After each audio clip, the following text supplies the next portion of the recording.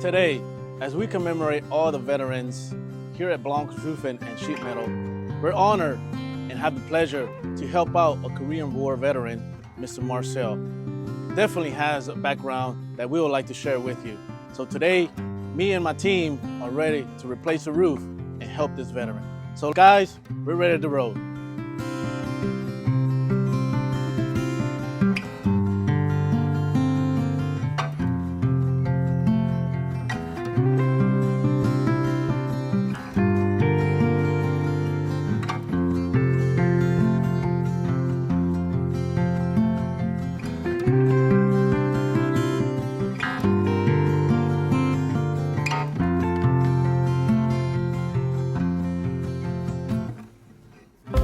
So I would like to present to you the person who inspired us for the Veterans Giveaway this year, Miss Lisa Myers, who's part of the Blancos Roofing and Sheet Metal family.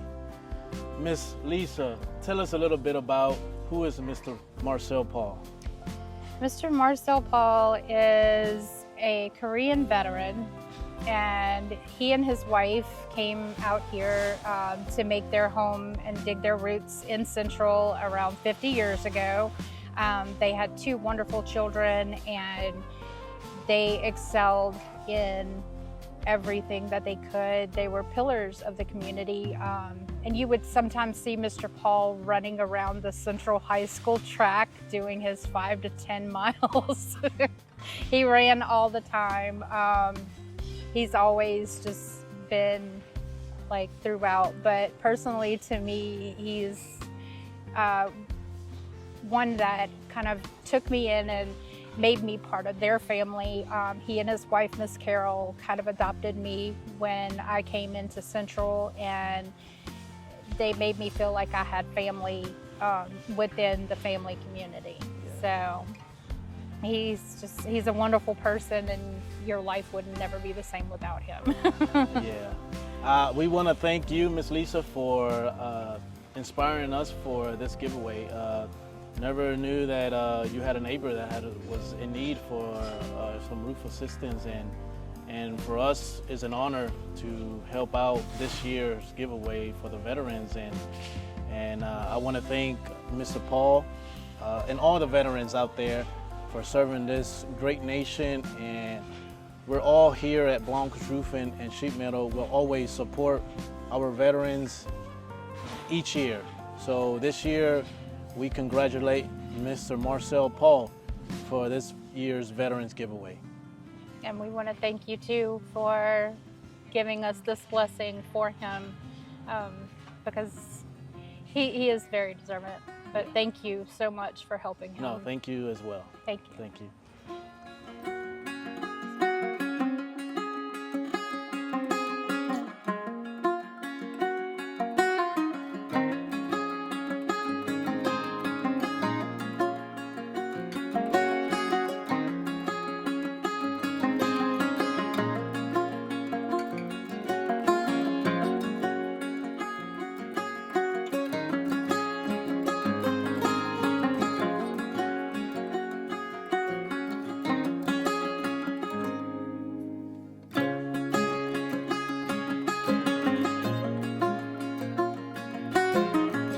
I'm Mayor Wade Evans, and I'm out here at a job site for Blanco Roofing.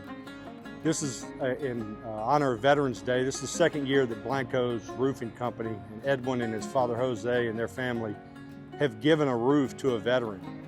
And so this year the veteran is here in Carmel Acres subdivision, which is great. They support our city, and I want to acknowledge how thankful we are as a city to have citizens and business members in our community that give back to our community. And more importantly, they give back to those that gave or were willing to give everything, and that is our veterans. And so this year, our Veterans Day roof giveaway is here on Carmel Drive.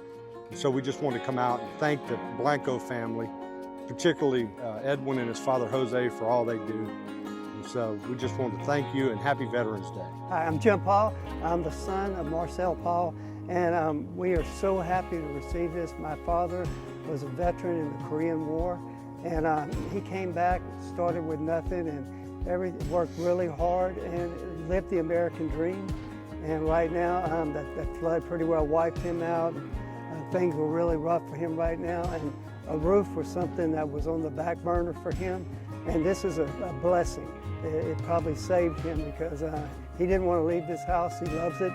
He loves this country, and this house here is a tremendous blessing, and we are very thankful for this company for doing this. And Edwin and his dad are just tremendous people, and giving a community like this, there's no words you can use to thank people that are this generous. And God bless you, and thank you for your help. Thanks again, Blanco's Roofing.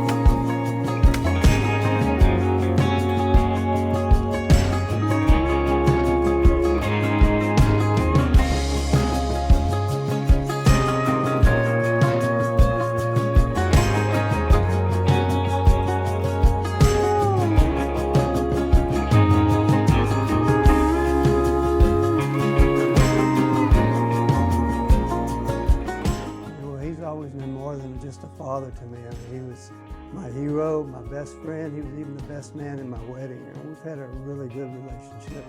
He's taught me character is important.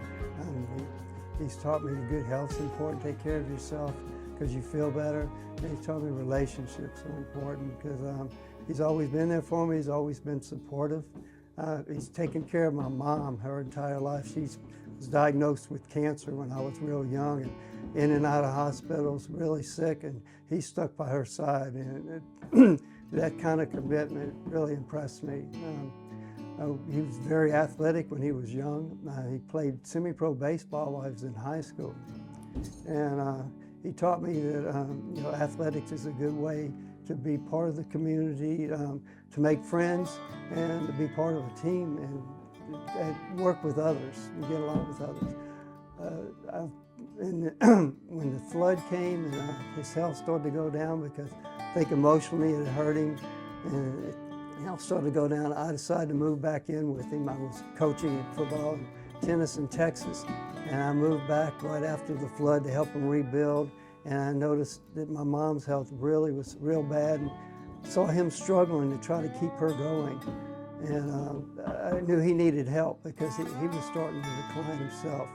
But he always had a positive spirit, always keeping her uplifting, and doing whatever he could for anybody he could.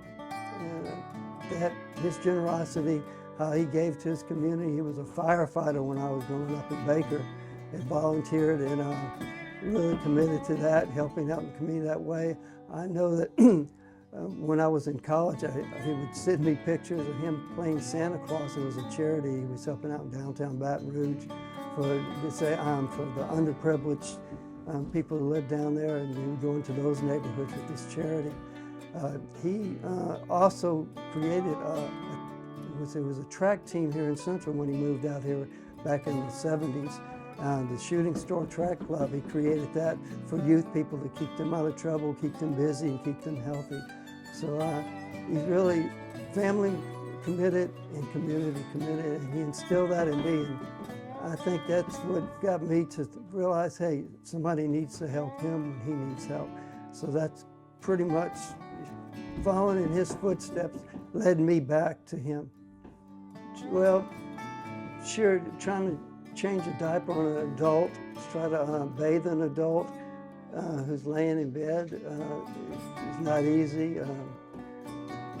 Trying to I guess, physical things like that are challenging, but emotionally the biggest challenge is seeing somebody who was your mentor, your best friend, your hero as you're growing up in such a sad state and declining. And I do whatever I can to try to help him and slow down that process, give him a good quality of life. Came back, helped him to rebuild this house. And what you guys are doing with the roof, because we thought we may have to end up getting rid of the house and put him in a small apartment. Now he'll be able to keep the house, and that means so much to him. It means so much to me because it means so much to him.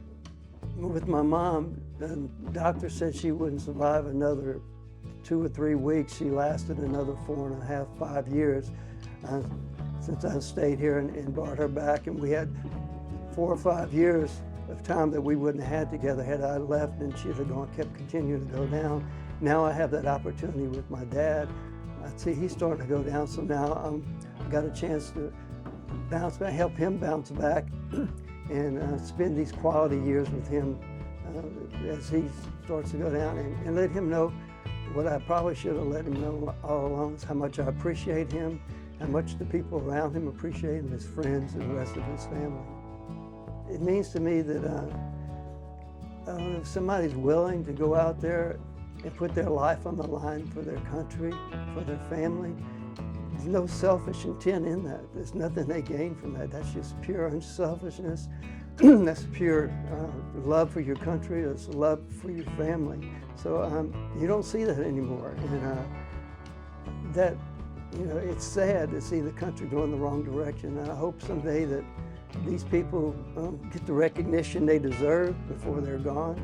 And I hope that it lights a fire under other people so that maybe patriotism will come back, and because our country needs that right now, especially now more than ever. So I hope that the brave people like my father and the other veterans and men and women across this country can feel the blessing that they deserve, and feel the respect they deserve, and feel the gratitude that they deserve. We love you, we appreciate what you did, and I think that one day it's going to come around where people are going to see that what you've done is more important than what somebody's done on a football field, what somebody's done in a movie, or what somebody record that someone's produced. You went out and put your life on the line. You didn't just play, you didn't just go out and try to enhance your career. You went out and tried to help the country. And I think that's probably the most important thing a person should do. I don't see why, when a veteran comes back, they don't get the government jobs that we have available. That should go to them first. They shouldn't be out on the street homeless. I think that's ridiculous. And I think they need to take better care of them. You know, we have Social Security. We help other people. We have some people that don't do anything or contribute, and they get all this help. We've got people, you know, just putting their life on the line, and they're getting nothing for it. So when I hear of a homeless veteran or a veteran that's struggling, somebody who's done probably more for this country than anybody, it makes me sad. And right now I'd like to thank Jose and Edwin Blanco for what they've done. They've helped my dad save his health, which is probably going to save his health, saving his house. And what they're doing for veterans is unheard of. No, I hadn't heard of anybody else doing this much for a veteran, somebody they don't know, never met before, but they respect what they did. And this community is very lucky to have Blanco Roofing Company in their community.